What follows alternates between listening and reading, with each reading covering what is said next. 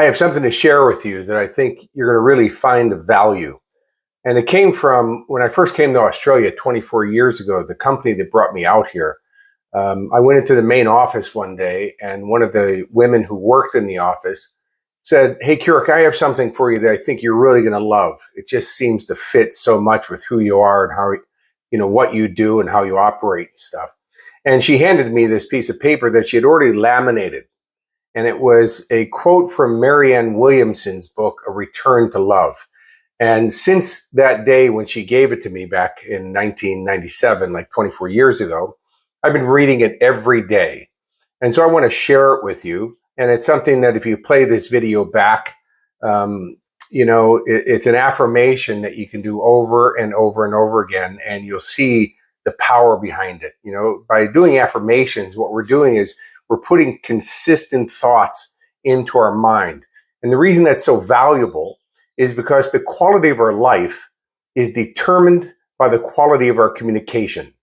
First, how we communicate with ourselves, and then next, how we communicate with others, right? But you're not going to communicate differently with others until you start communicating differently with yourself. That makes sense, right?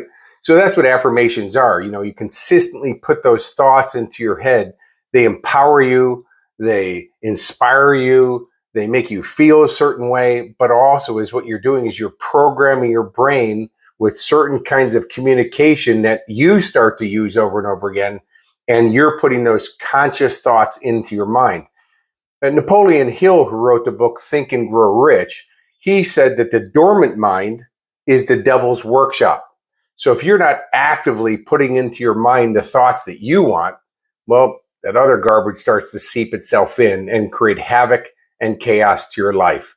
So this is the affirmation from Marianne Williamson and her book, A Return to Love. Our deepest fear is not that we are inadequate. Our deepest fear is that we are powerful beyond measure.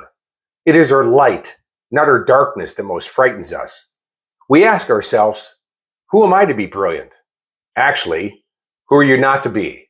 You're a child of God. Playing small doesn't serve the world.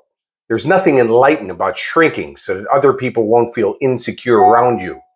We were born to make the manifest the glory of God that is within us. It's not just in some of us, it's in everyone.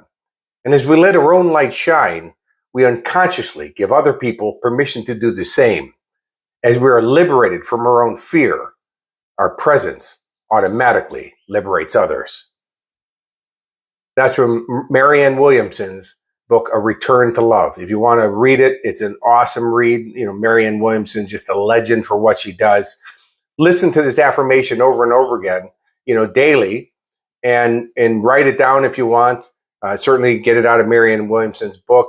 It's so transformational because whenever you're feeling down or you're feeling low, it certainly will pick you up.